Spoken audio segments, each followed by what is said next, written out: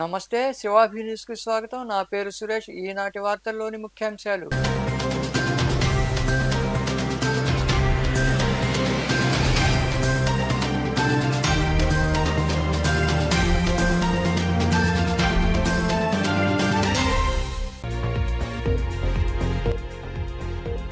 సహాయక చర్యలకు ఆటంకమనే క్షేత్రస్థాయిలోకి రాలేదు. సాయం అందాలి, అదనపు బరువు కాకూడదు. అమరావతిలో మీడియా అడిగిన ప్రశ్నలకు సమాధానమిచ్చిన ఉప ముఖ్యమంత్రి పవన్ కళ్యాణ్.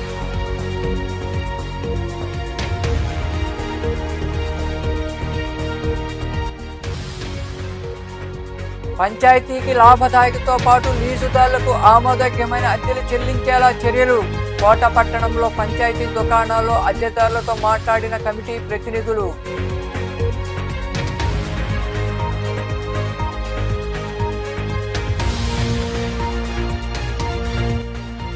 ఉద్యోగ భద్రత కల్పించాలి.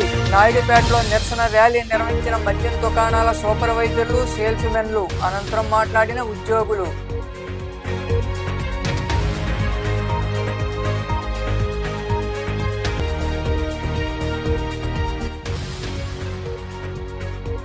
వైభవంగా ఆంజనేయుడికి పల్లకీ సేవ. గూడూరు ఇందరమ్మ కాలనీలో కొలువై ఉన్న శ్రీ అభయాంజనేయ స్వామి దేవాలయంలో జరిగిన పూజా కార్యక్రమాల్లో పాల్గొని స్వామివారిని దర్శించుకున్న భక్తులు. విజయవాడ జల దిగ్బంధంలో చిక్కుకుంది.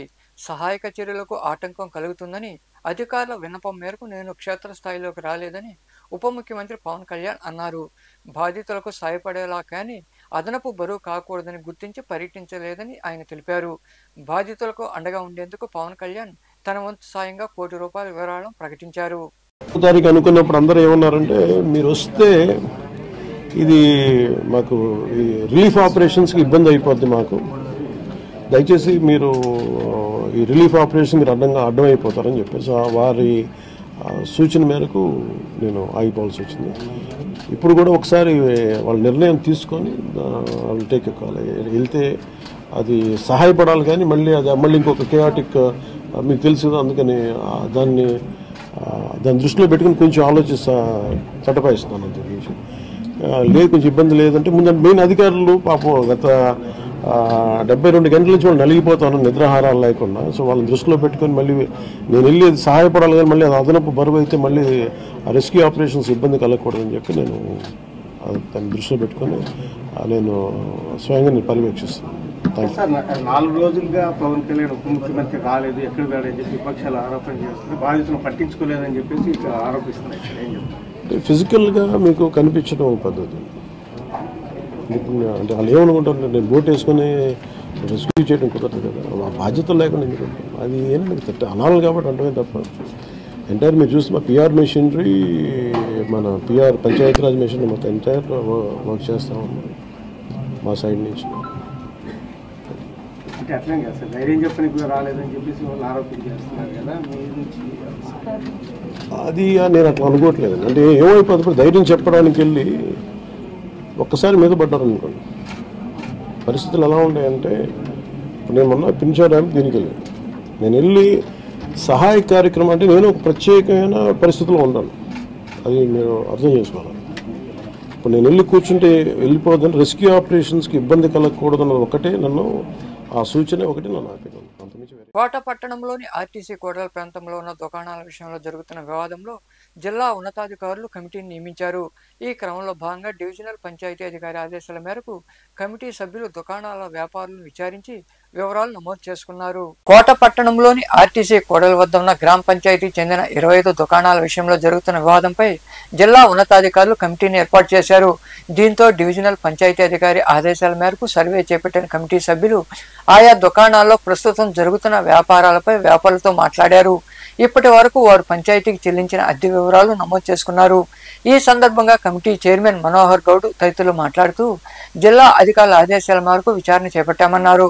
పంచాయతీకి సంబంధించిన దుకాణాలు పరిశీలించడమే కాకుండా అన్ని దుకాణాలు చెల్లిస్తున్న అద్దె వివరాలను క్షేత్రస్థాయిలో వాస్తవ పరిస్థితులను పరిగణలోకి తీసుకుంటున్నామని తెలిపారు. పంచాయతీకి లాభదాయకంగా ప్రస్తుత లీజుదారులకు ఆమోదయోగ్యమైన అద్దెలు చెల్లించేలా చర్యలు తీసుకోవడం జరుగుతుందని వారు వివరించారు. ఈ కార్యక్రమంలో ఎంపీడీఓ భవానీ, కమిటీ సభ్యులు శ్రీనివాసులు, ఎల్లయ్య, వెంకటేశ్వర్లు, కిరణ్ తదితరులు పాల్గొన్నారు. తిరుపతి జిల్లా కలెక్టర్ గారు తర్వాత జిల్లా పంచాయతీ అధికారి గారు ఆదేశాల మేరకు గూడూరు డివిజనల్ పంచాయతీ అధికారి గారు ఒక కమిటీని వేయడం జరిగింది.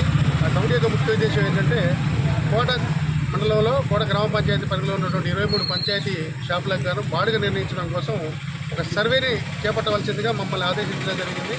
దానిలో భాగంగా ఈరోజు మేమందరం కూడా గౌరవ కోట ఎంపీడీఓ గారి ఆధ్వర్యంలో నేను తర్వాత కమిటీ సభ్యులందరం కూడా ఈ సర్వేని ప్రారంభించడం జరిగింది. సమగ్రంగా సర్వే చేసి గత 3 సంవత్సరాల్లో ఏ విధంగా బాడుగ చెల్లించారో ఆ బాడుగ ప్రకారమే గ్రామ పంచాయతీల పరిధిలో ఉన్నటువంటి 23 షాపులకు కూడా బాడుగ నిర్ణయించడం కోసం ధరలను అంచనా వేయడం కోసం మేము సర్వే చేపట్టాము. అది కూడా 3-4 రోజుల్లో పూర్తి చేసి సమగ్రమైన నివేదికను నాయుడుపేటలోని అంబేద్కర్ గురుకుల పాఠశాలకు 4 లక్షలు విలువ చేసే జూడో గేమ్ మ్యాట్లను ఏపీ రాష్ట్ర జూడో అధ్యక్షులు ఆదివారం నాగూరి అందజేశారు. ఈ సందర్భంగా ఆయన పలువురు ఘనంగా సన్మానించారు. అనంతరం వక్తలు మాట్లాడారు. రాష్ట్ర జూడో అధ్యక్షులు మరియు ట్రినిటీ ఆసుపత్రి అధినేత ఆదివారం నాగూరయ్య నాయుడుపేటలోని అంబేద్కర్ గురుకుల పాఠశాలకు 4 లక్షలు విలువ చేసే జూడో గేమ్ మ్యాట్లను అందజేశారు. ఈ సందర్భంగా ఆయన్ను ఘనంగా సన్మానించారు. అక్కడ ఏర్పాటు చేసిన సమావేశంలో నాగూరయ్య మాట్లాడుతూ అభివృద్ధి చెందుతున్న క్రీడల్లో జూడో ఒకటి అని తెలిపారు. తిరుపతి జిల్లాలో ఈ క్రీడను ప్రజలందరికీ తెలిసే విధంగా క్రీడాకారులు ఈ ఆటపై ఆసక్తి చూపేందుకు అనేక కార్యక్రమాలు చేపడుతున్నామన్నారు. అందులో భాగంగానే ఈ గురుకుల పాఠశాల విద్యార్థులకు జూడో గేమ్ మ్యాట్లను అందజేశామని అందుకు సంతోషంగా ఉందని ఆయన వివరించారు.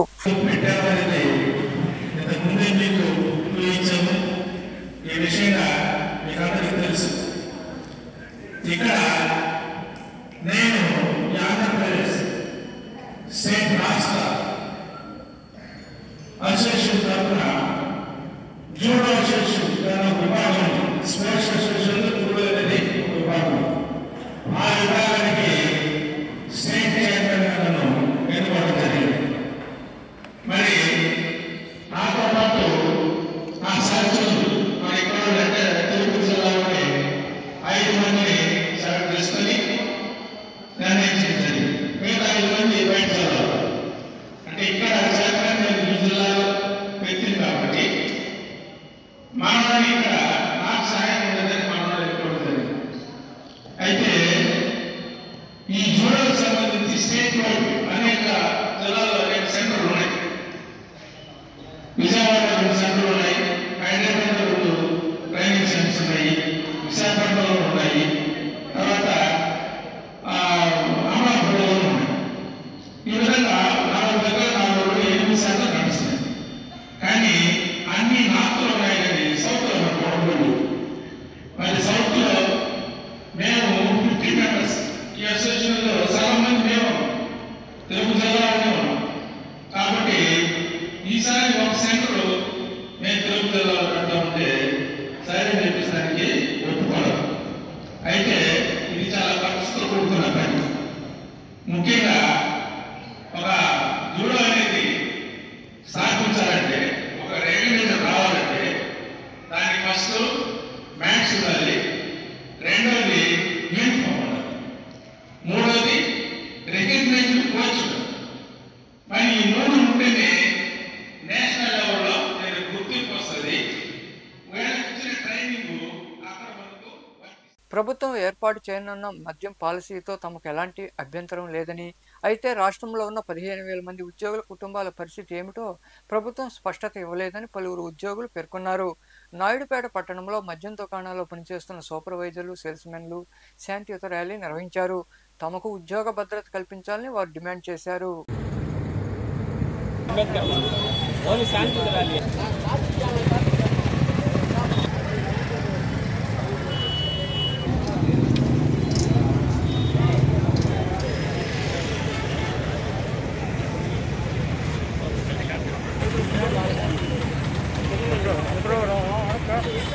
మా యొక్క కాంట్రాక్ట్ అవుట్సోర్సింగ్ ఉద్యోగుల విన్నపం ఏంటంటే గత 5 ఏళ్లుగా మద్యం షాపుల్లో సేల్స్మెన్లుగా, సూపర్వైజర్లుగా, వాచ్మెన్లుగా ఉద్యోగం నిర్వహిస్తున్నాం. కరోనా సైతం కూడా లెక్క చేయకుండా ప్రాణాలు పణంగా పెట్టి ఉద్యోగాలు చేస్తున్నాం. మమ్మల్ని అవుట్సోర్సింగ్ కాంట్రాక్ట్ బాధ్యతనే పరిగణించి డిస్ట్రిక్ట్ కలెక్టర్ కమిటీ ద్వారా మమ్మల్ని జాయింట్ కలెక్టర్ ఆధ్వర్యంలో మమ్మల్ని ఉద్యోగ నియామకాలు ఎంచుకొని ఎవరెవరి ఉద్యోగ బట్టి గ్రాడ్యుయేట్స్ ఉన్నారు, ఇక్కడ పోస్ట్ గ్రాడ్యుయేట్లు ఉన్నారు, బీటెక్ ఎంబీఏ చేసే వాళ్ళు ఉన్నారు. అందరూ వారి వారి క్వాలిఫికేషన్ బట్టి ఉద్యోగ నియమాలు జరిపి గత 5 ఏళ్ల నుంచి మద్యం దుకాణాల్లో పనిచేస్తూ వస్తున్నాం. మొన్న ప్రకటించిన ఎక్సైజ్ శాఖ మంత్రివర్యులు ప్రైవేటు మరణ చేస్తామని మా యూనియన్ రాష్ట్ర యూనియన్ అధ్యక్షులు వారు వెళ్ళి రిక్వెస్ట్ కోరితే వెనుపత్రం ఇస్తే ప్రైవేటీకరణ చేస్తామని బదిలిచ్చారు. దానికి నిరసనగా మాకు మీరు ఎటువంటి మద్యం పాలసీ అయినా చేసుకోండి, ప్రైవేటీకరణ చేసుకోండి, గవర్నమెంట్ అయినా ఇవ్వాల్సిందిగా కోరుతున్నాం. 15,000 మంది కుటుంబాలు రోడ్డున పడకుండా. సింగిల్ విండో విధానాన్ని గణేష్ ఉత్సవ కమిటీ సభ్యులు సద్వినియోగం చేసుకోవాలని, కుటుంబ సభ్యులతో వినాయక చవితి ఉత్సవాలను ప్రశాంతంగా జరుపుకోవాలని డీఎస్పీ చెంచుబాబు సూచించారు. నాయుడుపేటలోని పోలీస్ సబ్ డివిజనల్ కార్యాలయం ఏర్పాటు చేసిన మీడియా సమావేశంలో ఆయన మాట్లాడారు. అనుమతుల కోసం కమిటీ నిర్వాహకులు కార్యాలయాల చుట్టూ తిరగకుండా సింగిల్ విండో విధానాన్ని సద్వినియోగం చేసుకోవాలని డీఎస్పీ చెంచుబాబు వివరించారు.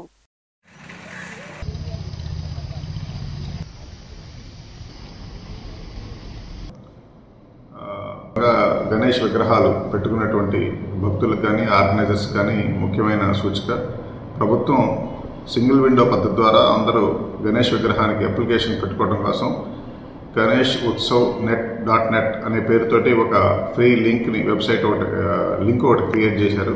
సో అది ఆన్లైన్ పోర్టల్. అది సో ఆన్లైన్ పోర్టల్ అందరికీ వివిధ రకాల మీడియాల ద్వారా, వాట్సాప్ ద్వారా, సోషల్ మీడియా ద్వారా అందరికీ సర్క్యులేట్ చేయడం జరిగింది. దానిలో కనుక వాళ్ళు అప్లికేషన్ కనుక అప్లోడ్ చేసుకునేటట్టయితే పోలీస్, రెవెన్యూ, ఫైర్, ఎలక్ట్రిసిటీ ఇట్లా రకరకాల అన్ని డిపార్ట్మెంట్లు దాంట్లో ఉండి ఎవరికి సంబంధించిన వాళ్ళ ప్లేసెస్ విజిట్ చేసుకున్న తర్వాత దానికి అమౌంట్ ఎంత అయితే పే చేయాలో దాంట్లో పే చేసేస్తే ఒకే సింగిల్ విండో పద్ధతి ద్వారా వాళ్ళకి పర్మిషన్ వచ్చేసింది. ఆ పర్మిషన్ వచ్చినప్పుడు ఒక QR కోడ్ కూడా ఇస్తారు. ఆ QR కోడ్ని విగ్రహం దగ్గర ఐడల్ ప్లేస్లో అంటించి పెట్టుకుంటే వచ్చి ఏ ఆఫీసర్ వచ్చినా కానీ దాన్ని విజిట్ చేసుకుంటే అది పర్మిటెడ్ ఆర్ నాట్ అనేది దాంట్లో తెలుస్తూ ఉంటుంది. సో దీన్ని ఈ అవకాశాన్ని అందరూ ఆర్గనైజర్స్, పెండాల్ ఆర్గనైజర్స్ అందరూ ఉపయోగించుకోవాల్సిందిగా కోరుతున్నాం. దీని మీద ఏమైనా డౌట్స్ ఉండేటైతే దగ్గరలో ఉండే పోలీస్ స్టేషన్ కానీ ఇన్స్పెక్టర్స్ కానీ. వాకాడు మండలంలోని బాలిరెడ్డిపాళెం గ్రామంలో వెలిసిన శ్రీ పట్టాభి రామాలయం కేంద్రంగా నడుపబడుతున్న శ్రీ సీతారామ ధార్మిక సేవా సంస్థ ఆధ్వర్యంలో అనారోగ్యంతో బాధపడుతున్న ప్రకాశం జిల్లాకు చెందిన ఒంటరి మహిళ లక్ష్మీ భారతికి చేయూత అందించారు. రామిరెడ్డి మధుకిరణ్ రెడ్డి వారి సోదరు లావణ్య సహకారంతో 10,000 రూపాయలు గ్రామీణ వైద్యులు డాక్టర్ దీవి శ్రీనివాస్, సుగుణ దంపతుల చేతుల మీదుగా అందజేశారు. ఈ కార్యక్రమంలో సంస్థ ప్రతినిధి దీవి అనంతబాబు తదితరులు పాల్గొన్నారు. తిరుపతి జిల్లా వాకాడు మండలం బాలిరెడ్డిపాలెం కారణంగా రామిరెడ్డి మధుకిరణ్ గారు, లావణ్య గారు, వారి కుటుంబ సభ్యులు భారతదేశంలో అత్యున్నతమైనటువంటి స్థానంలో ఉన్నటువంటి బ్రాహ్మణ్యం కాలక్రమంలో అట్టడుగు వర్గాలుగా మిగిలిపోయినారు. ఆర్థికంగా, రాజకీయంగా అన్ని రంగాల్లోనూ వెనుకబడిన కారణంగా వాళ్లే గుర్తించి బ్రాహ్మణుల్ని తగురీతిన సత్కరించి వాళ్ళని సహాయ సహకారాలను అందిస్తున్నందుకు వాళ్ళకి సర్వదా ఈ బ్రాహ్మణ సంఘాలన్నీ కూడా కృతజ్ఞతలే ఉంటారని చెప్పని కోరుకుంటున్నాము. అదే సమయంలో వాళ్ళకి మా అభినందనలు తెలియజేస్తూ ఇటువంటి సేవా కార్యక్రమాలు దీవి అనంతబాబు గారి ద్వారా ఎన్నో కార్యక్రమాలు జరగాలని చెప్పని కోరుకుంటున్నాము. ఇప్పటికే చాలా కార్యక్రమాలు జరిగినాయి. ఒక పెద్ద ఫైలే తయారైంది వారి ద్వారా. వాకాడు మండలం బాలిరెడ్డిపాలెం గ్రామంలోని శ్రీ పట్టాభి రామాలయం కేంద్రంగా నడపబడుతున్న శ్రీ సీతారామ ధార్మిక సేవా సంస్థ ఆధ్వర్యంలో ఈరోజు ప్రకాశం జిల్లా చీరాలలో నివాసం ఉంటున్నటువంటి ఆర్థికంగా వెనకబడి అనారోగ్యాలతో ఇబ్బంది పడుతూ ఉన్నటువంటి దీవి లక్ష్మీ భారతి అనేటటువంటి ఒంటరి మహిళకు 10,000 రూపాయలను ఇతోధికంగా సహాయం చేస్తున్నాము. దీన్ని ప్రవాస భారతీయులు రామిరెడ్డి మధుకిరణ్ రెడ్డి గారు, వారి సోదరి లావణ్య గారు ఈ ఆర్థిక సహాయాన్ని అందజేశారు. అలానే మునుముందు దాతల సహకారంతో మరెన్నో మంచి కార్యక్రమాలు చేయాలని కోరుకుంటూ ఉన్నాం. ఈ కార్యక్రమం ద్వారా ఎంతో మందికి మేలు చేస్తున్నటువంటి దాతలకు హృదయపూర్వక ధన్యవాదాలు తెలియజేస్తున్నాం. అలానే ఈ కుటుంబానికి కొన్నిసార్లు మన దగ్గర నుంచి పలసరుకులను వాటిని అందించడం జరిగింది. ఈ సంస్థ ద్వారా జరిగిన కార్యక్రమాల్లో వరద నీటిలో కొట్టుకుపోతున్న ఓ వ్యక్తిని తమ ప్రాణాలు పణంగా పెట్టి మెదక్ పోలీసులు కాపాడారు. మెదక్ జిల్లా టెక్మాల్ పోలీస్ స్టేషన్ పరిధిలోని గుండు వాగు పొర్లుతుండగా అటుగా వెళుతున్న రమావత్ నీటిలో కొట్టుకుపోయాడు. వాగులో బండరాయిని పట్టుకుని ఉండడాన్ని గుర్తించిన పోలీసులు తాడు సాయంతో ఆయన బయటకు తీసుకువచ్చారు.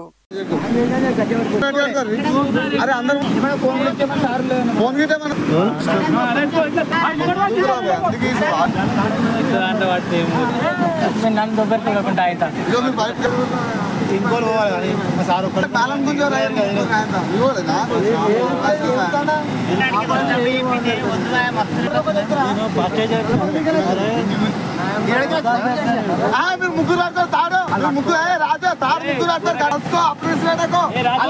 రాజు ఇద్దరు పట్టుకోండి మీరు తాను కొనాకు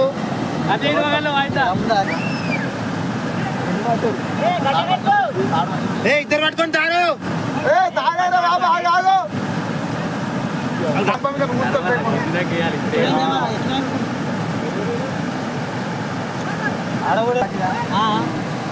పైప్ గట్టి పడుతున్నా పైప్ ఉండాలా పైప్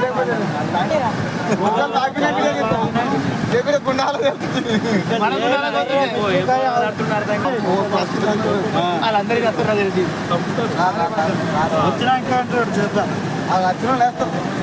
తెలంగాణ రాష్ట్రంలో ఆకలి కేకలతో విద్యార్థులు రోడ్ల మీదకు వస్తున్నారు. శంషాబాద్ మండలంలోని పాలుమాకుల గురుకులంలో పురుగుల అన్నం పెడుతున్నారని ప్రశ్నించినందుకు నిర్వాహకులు విద్యార్థుల కళ్లలో కారం పోసి కొట్టడంతో వారు రోడ్డెక్కారు. సీఎం రావాలంటూ విద్యార్థులు నినదించారు. ఇలాంటి నీచమైన పనిచేసిన సిబ్బందిని ప్రభుత్వం వెంటనే సస్పెండ్ చేయాలని పలువురు డిమాండ్ చేశారు.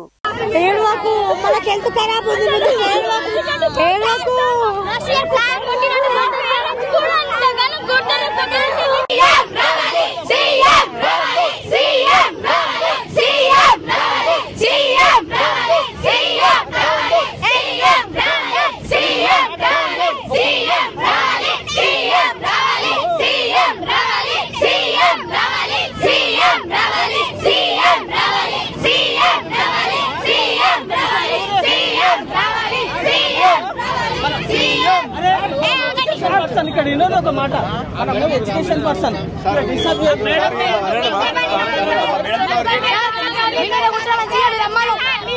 రమ్మని కలెక్టర్ రమ్మను కలెక్టర్ రమ్మని సార్ వేస్తా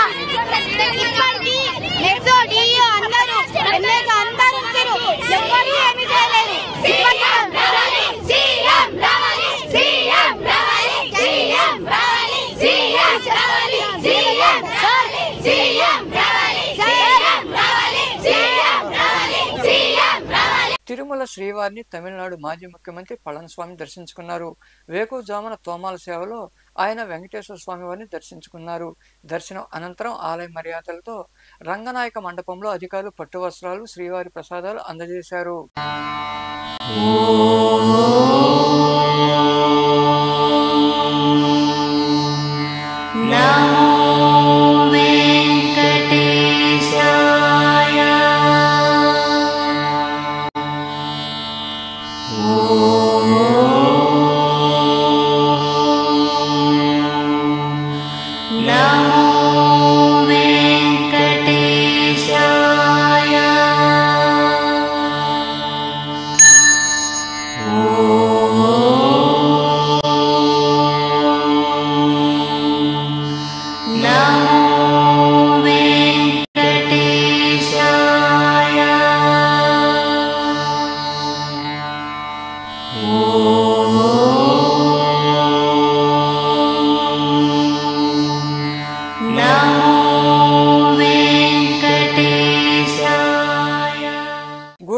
పట్టణ పరిధిలోని ఇంద్రమ్మ కాలనీలో కొలువై ఉన్న శ్రీ అభయాంజనేయ స్వామి దేవాలయంలో మంగళవారం సాయంత్రం స్వామివారికి ప్రత్యేక పూజలు జరిగాయి. అనంతరం పల్లకీ సేవ వైభవంగా నిర్వహించారు. భక్తులు విరిగా పాల్గొని స్వామివారిని దర్శించుకుని తీర్థ ప్రసాదాలు స్వీకరించారు. శ్రీయాంజనేయం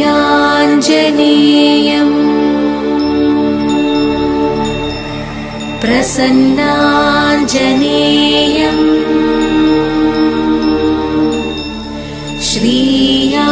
శ్రీయాంజనేయం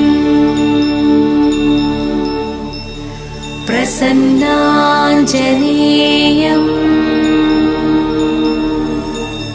ప్రభాదివ్యకాయం ప్రకీర్తిప్రదాయం ప్రభాదివ్యకాయం मुक्तिप्रदायं भजे वायुपुत्र। వార్తలు ముగించే ముందు ముఖ్యాంశాలు మరోసారి.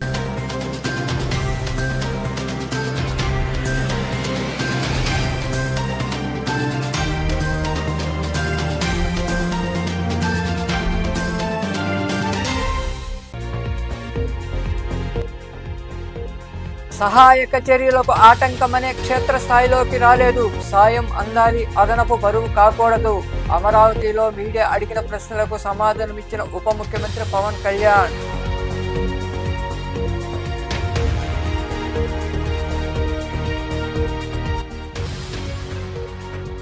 పంచాయతీకి లాభదాయకతో పాటు లీజుదారులకు ఆమోదయోగ్యమైన అద్దెలు చెల్లించేలా చర్యలు. కోట పట్టణంలో పంచాయతీ దుకాణాల్లో అద్దెదారులతో మాట్లాడిన కమిటీ ప్రతినిధులు.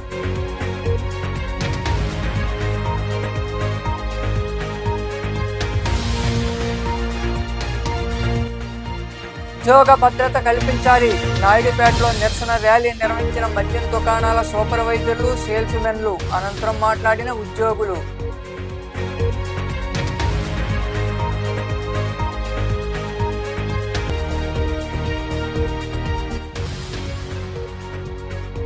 వైభవంగా ఆంజనేయుడికి పల్లకీ సేవ. గూడూరు ఇందరమ్మ కాలనీలో కొలువై ఉన్న శ్రీ అభయాంజనేయ స్వామి దేవాలయంలో జరిగిన పూజా కార్యక్రమాల్లో పాల్గొని స్వామివారిని దర్శించుకున్న భక్తులు. ఈ వార్తలు ఇంతటితో సమాప్తం. తిరిగి ప్రసారమయ్యే శివాభినీసులో మళ్ళీ కలుద్దాం. అంతవరకు సెలవు. నమస్తే.